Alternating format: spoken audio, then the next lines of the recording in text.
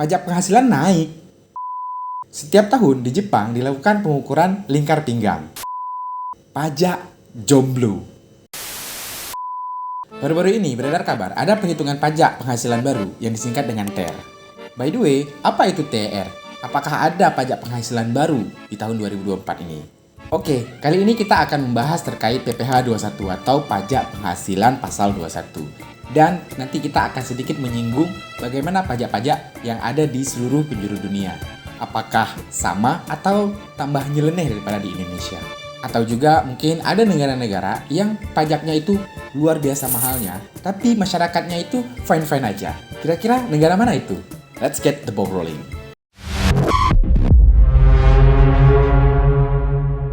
Di awal tahun 2024, kita dihebohkan dengan ada perhitungan pajak baru yaitu PPh 21, khususnya pajak penghasilan.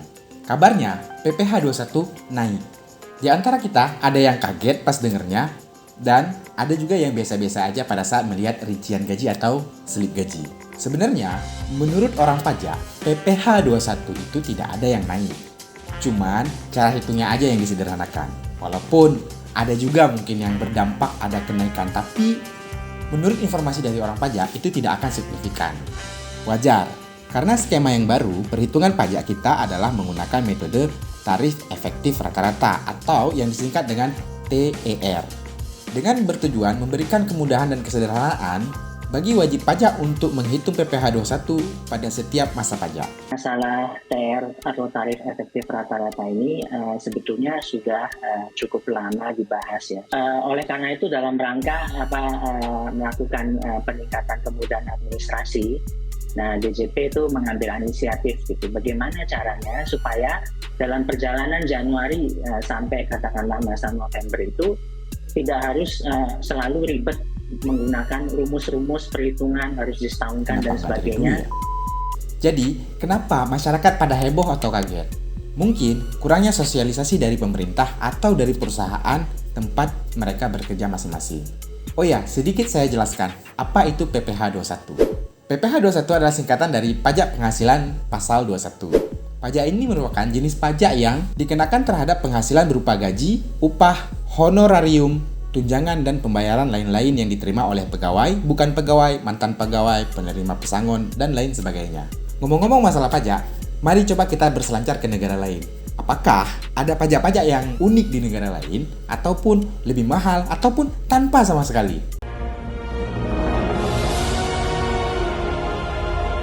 Negara pertama yang kita kunjungi adalah Swiss. Di Swiss, ini agak aneh. Orang yang memelihara anjing dikenakan pajak. Swiss merupakan kebijakan pemungutan pajak kepada warga negaranya yang memelihara seekor anjing. Nominal pajak yang dipungut tergantung jenis dan ukuran anjing yang dimiliki. Rata-rata, pajak yang dikenakan untuk setiap pemilik adalah sekitar Rp700.000. Selanjutnya, ada yang tidak kalah unik. Jepang. Orang obesitas itu pun dikenakan pajak. Setiap tahun di Jepang dilakukan pengukuran lingkar pinggang yang disebut dengan metabo. Lingkaran pinggang melebihi nominal akan dikenakan pajak atau denda. Hal ini dilakukan oleh pemerintah Jepang karena Jepang merupakan negara dengan tingkat obesitas yang cukup tinggi. Oleh sebab itu, diterapkan denda atau pajak agar warga negaranya mampu menjaga pola makan. Sebenarnya, kalau dilihat, pajak model begini itu ada positifnya. Jadi, orang akan berlomba-lomba untuk menjaga kesehatan diri mereka sendiri. Kemudian di negara selanjutnya ada yang sedikit lebih nyeleneh, pajak jomblo. Oke, sekarang kita terbang ke Amerika. Nah, jangan salah nilai dulu. Sebenarnya masuk akal. Mari kita simak. Di Amerika, seseorang yang berumur 21 tahun belum memiliki pasangan ternyata dikenakan pajak. Aturan ini sudah diterapkan sejak tahun 1820 di negara bagian Missouri, Amerika Serikat. Besar pajak yang ditetapkan yaitu sekitar $1 per tahun. Sebenarnya kalau dikaji, niat dari pemerintah Amerika itu bagus. Karena orang yang belum memiliki pasangan, tanggungan hidupnya itu tidak lebih banyak daripada orang yang sudah memiliki pasangan. Jadi orang yang memiliki pasangan lebih banyak pengeluaran untuk istri dan anaknya. Sedangkan yang belum menikah di usia 20 sampai dengan 50 tahun, itu mungkin tanggungan hidupnya itu tidak terlalu banyak, sehingga pajaknya yang lebih besar. Jadi menurut saya sih fair-fair aja. Oke, sekarang kita berlayar ke Italia. Ini agak sedikit lucu.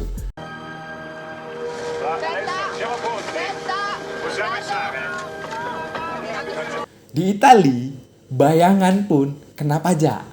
Jadi begini ceritanya.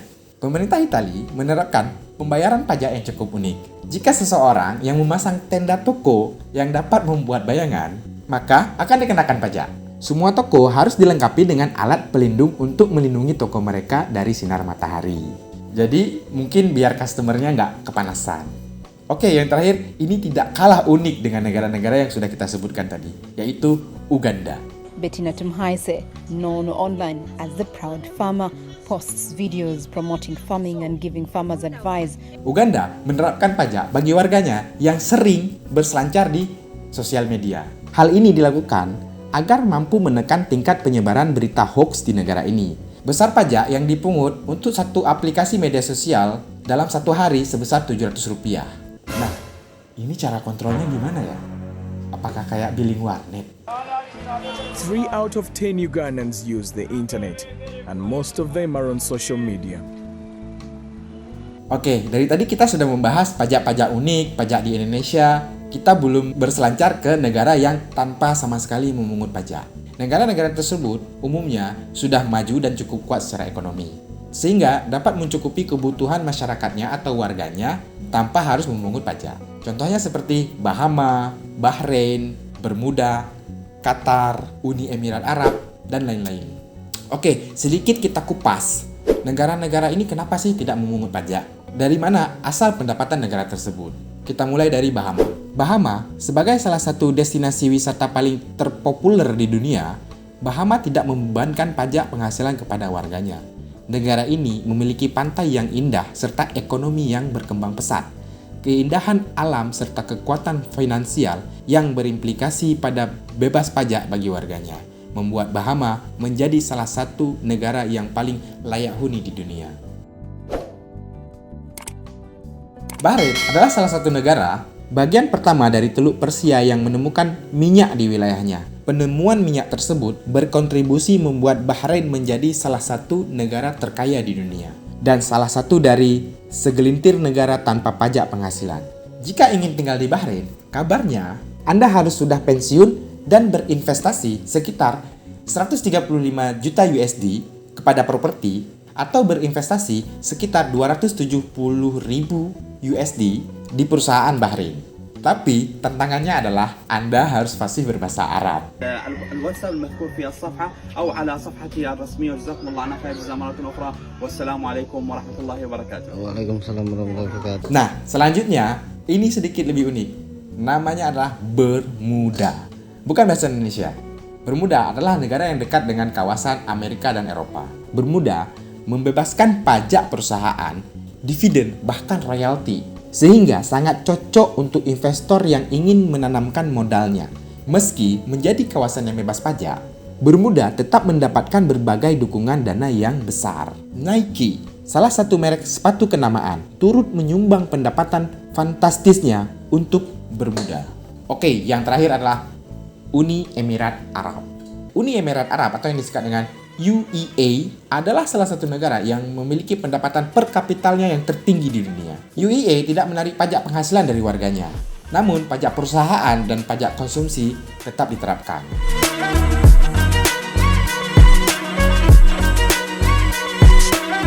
Lain halnya dengan Finlandia. Berdasarkan CNBC Indonesia, Finlandia punya kebijakan pajak yang paling tinggi di Eropa dan tertinggi kedua di dunia. Negara di Eropa Utara tersebut menerapkan pajak progresif. Artinya, semakin besar pendapatan seseorang, maka semakin tinggi persentase pajak yang mereka harus bayarkan.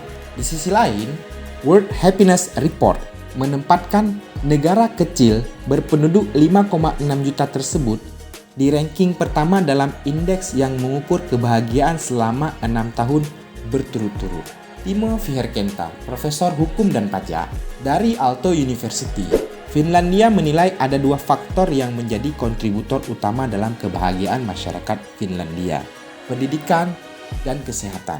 Dan dua hal tersebut bisa terwujud karena pajak yang mereka bayarkan.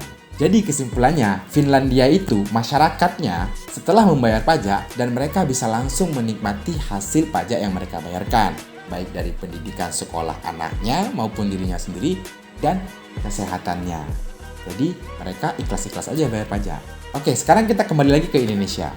Menurut orang pajak, PPh 21 itu tidak ada kenaikan sama sekali ataupun disebut dengan pajak baru yang heboh di media sosial.